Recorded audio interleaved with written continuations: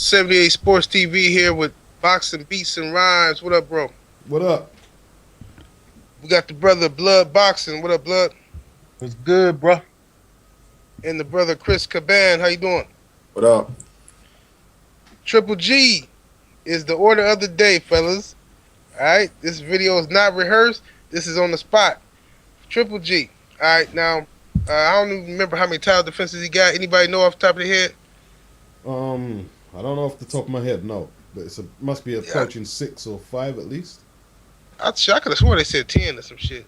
Could be. I could have sworn they said that, but I don't know. Regardless, though, I'm hearing people saying stuff like Gennady Golovkin is what and people are questioning where does he rank among the great middleweight champions because of his power and title defenses. Now, if it's ever been a time in boxing where somebody is getting premature placement on all-time great status, I think it's right now.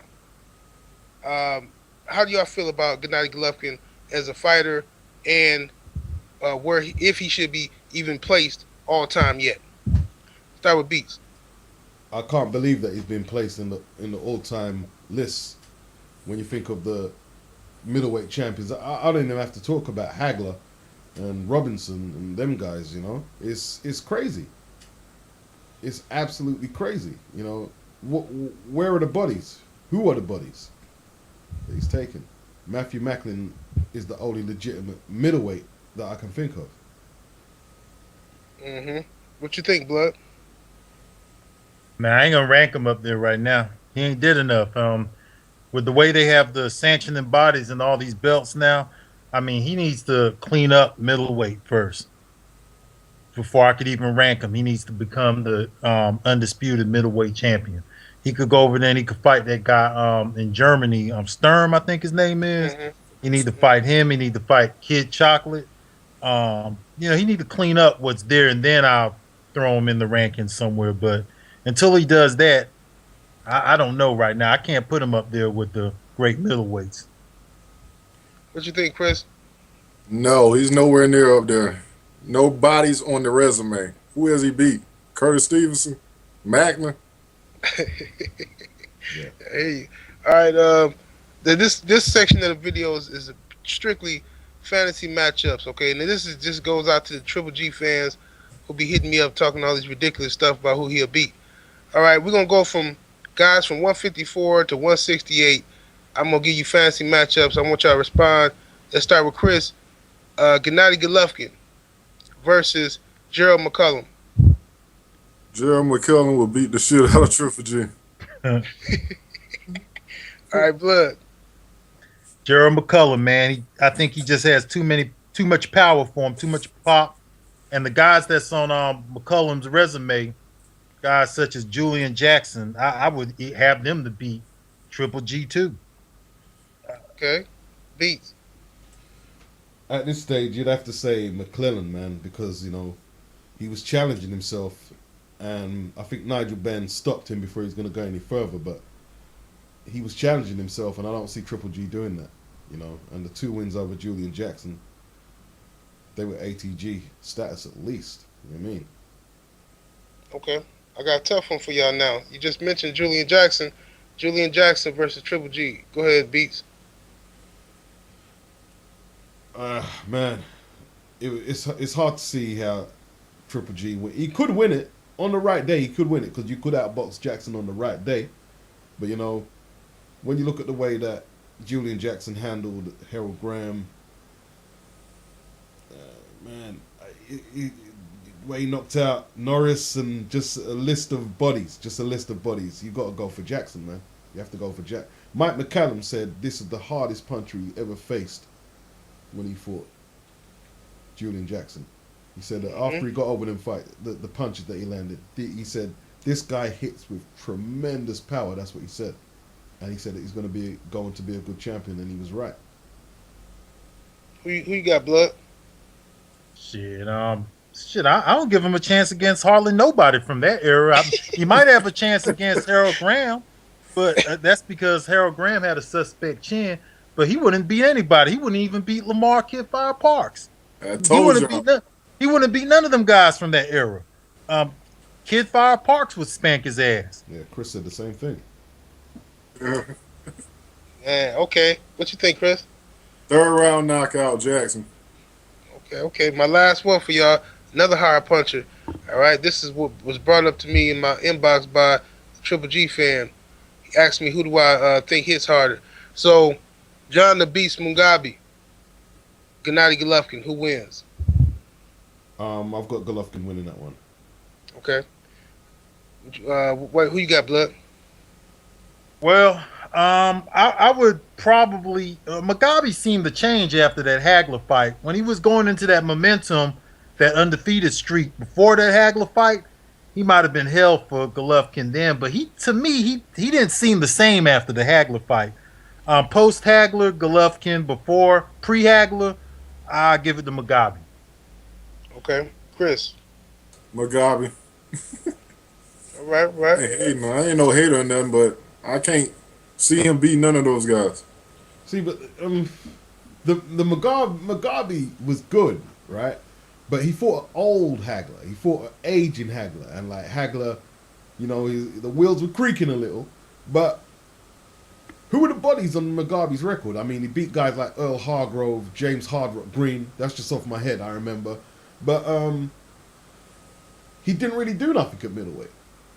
James Hardrock Green is better than anything on Golovkin's resume.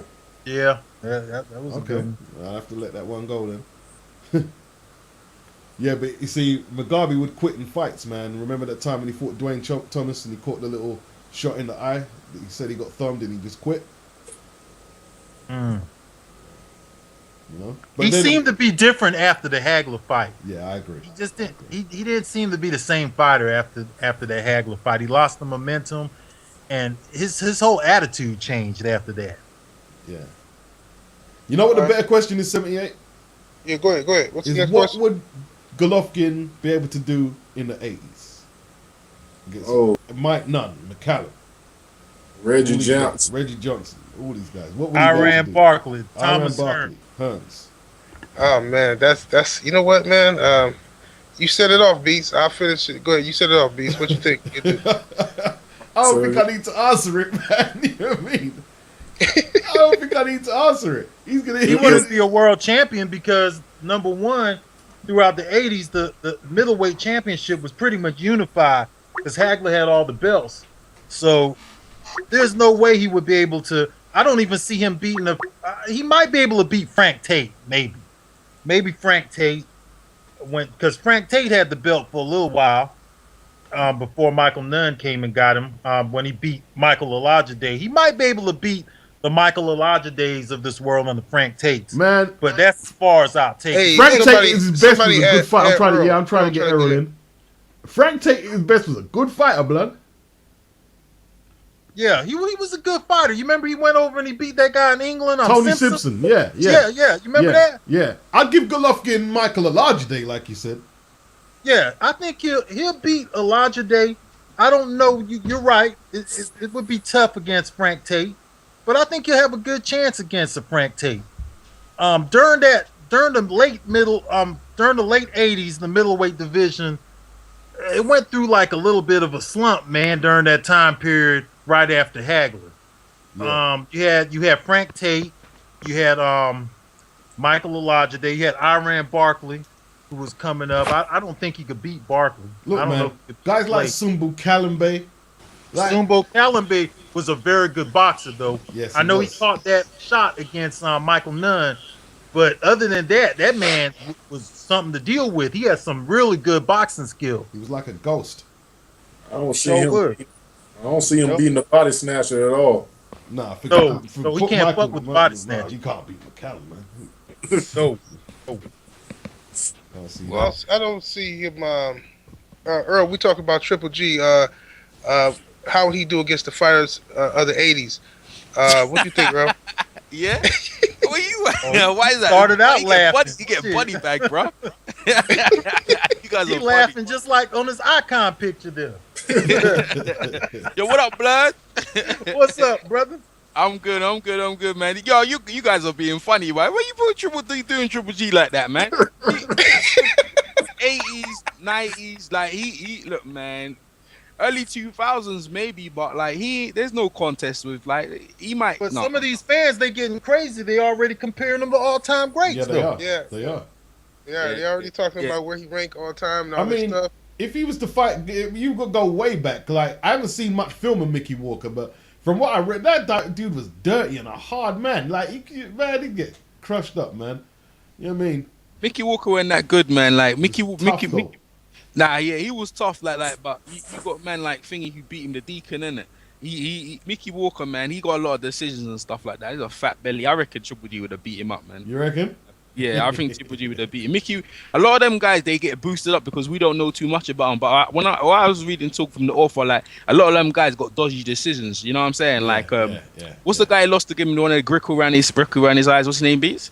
Tiger Flower. Yeah, Tiger Flower. Tiger Flowers beat him, yeah, but the referee just gave the decision to the toy boy dog. So it's like, and you know, a lot of them times that they gave, that's what they used to do because they were corrupt down there. So, you know what I mean? What about Quillen and them guys? And Quillen and Martinez? How would Martinez do against Hearns and Michael Nunn and them guys? The same. They wouldn't do no better than Triple G. Oh. Nah, Martinez wouldn't do good against them. Number one, Martinez came into the middleweight division post 35. He's an old man. There's no way he could fuck with anybody from the 90s or 80s. They would run through his ass. Like I said, even the guys who were like Lamar Kid Fire Parks and them. Kid Fire Parks, a lot of people forgot about him, but I used to watch him on Tuesday Night Fights. That guy was something to reckon with. He would have been something special if he didn't come down with the HIV. And then the other fighters from that era was good too. Yeah. They had some fire in the early 90s coming up in the middleweight division.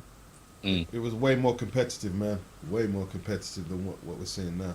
But you know what that's to do with Martinez and inactivity. When Pavlik was the champion, Pavlik, before Hopkins beat him, he was acting like the middleweight champion. He was, he was the linear. You knew where it was.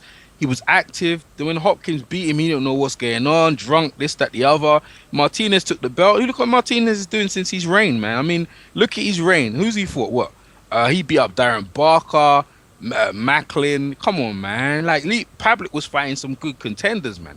Like, he couldn't even fuck with the British fighters from that era. He couldn't fuck with Watson. He couldn't fuck with Eubank. He can't. He definitely ain't gonna fuck with the Dark Destroyer. Yeah, Eubanks. Ooh, that'd been a I can put somebody else too. Joe Lipsy before Bernard Hopkins beat him was knocking out everybody too. Yeah, it was. Yep. Yeah. Hey, Rob Allen would have done him as well, boy. Make him die for the ring. You know what I'm saying? Yo, Triple G, man, ain't done nothing. He keeps fighting guys at 154, man. He ain't done nothing. He ain't fought no one yet, man. And I wouldn't even want to say what James Toney as a middleweight would have done to him. Yeah, that would have been interesting. Okay. So let's speak of that because we know Triple G got some power. He got some pop. So, this is a 160 fantasy matchup. Start with Earl, Roy Jones Jr. versus Triple G. Oh, then that's terrible, man. He be looking like who's that guy? Roy Jones beat up that little guy who had to come in with that slugger. Yeah, that's how it would be. That's what it would be. It'll probably take a bit longer, but Roy would crack him, man. No, come on, man. That's exactly how that fight would go. Chasing Roy Jones. Roy Jones laughing around the ropes, man. Roy Jones would punish him, man. Punish him. Seriously, like I think after Roy Jones finished him, I don't think he'd fight again. Seriously, man. What you think, Chris? 5th round stoppage. Roy Jones knocks him out. Yeah. Okay. What you got, Beats? Well, I think Triple G would have a slight chance against the rest of the guys if they're all fighting peak to peak. But Jones, no. I don't think, to be honest, every fighter we mentioned there, if it's peak to peak, none of them would even probably win 2-3 rounds against Roy. None of them. Nope. All the fighters we mentioned. Yep, I agree. I agree too. I feel the same way, man. Jones as a middleweight was hell, man. He was hell on earth. There's no way. GGG ain't even in the same class. That he'll smoke GGG. Smoke him. Yeah. I'm trying to tell these guys, man, go back and watch Roy, because a lot of young guys in the YTBC, but I've been trying to tell them, go back and watch Roy, man, at middleweight, man. Two-handed power puncher, knock you out with one blow from either hand. Speed, reflexes, unmatched. Like, man, the man could do whatever the fuck he wanted to in the ring, just playing with people. That's how much farther advanced he was, where he could put his hands down, hands behind his back, against, and come on, man. Like, I don't even want to be sounding like no fanboy, but y'all know what it is. God, Roy at 160 was, to me, just unstoppable, man. I ain't never seen nothing like that. That's when people was already, talking like, I don't know, man. Is he the most gifted fighter of all time? Now, I ain't say the best. I'm talking about gifted, naturally gifted. Athlete. Yeah, he was the most gifted fighter I see. Yeah, that shit is crazy, man. But we ain't gonna make this video too long. But those are our thoughts on Gennady Golovkin. But first, I can let everybody close out. What do you think Gennady Golovkin needs to do to reach that all-time great status? Beats. Well, if he can't get Quillen and he can't get Martinez into the ring, and he's as good as everyone's saying, he should jump up. At least if he can't beat Ward, at least beat somebody like a Beaker at 168. He needs to do something like that to pique my radar. Kris, what you got? The same thing. He needs to go to 168 because Quillen's with Showtime. He ain't gonna get that fight. Go to 168, fight Beaker, or try to get a Carl Froch fight or Andre Ward. Okay. Go ahead, Blood. I think it's really hard to get to be an all-time great these days with all this Cold War shit, all these different politics and these barriers that they have in the way. Like, for instance, I think it would be nice to see him unify the middleweight division, to beat Martinez, to beat Quillen, to beat that guy who's been over in Germany forever, Strum or whatever his name is. Yeah. Beat all of these guys, make a statement, and solidify himself as the unified champ. And then we could talk about him as a great middleweight. If not, his only other option is to go up and fight at 168, which is a damn shame that they can't determine who the best is because all of these damn barriers in the way. But it's going to be hard for anybody to be an all-time great with all these barriers they have there. That's my opinion. Okay. What you think, Earl? I think he needs to go to Germany and fight Stern. Come back, sit ringside for the Martinez and Cotto. After the fight, go into the ring and say, I want to fight the winner. And that'll pique my radar.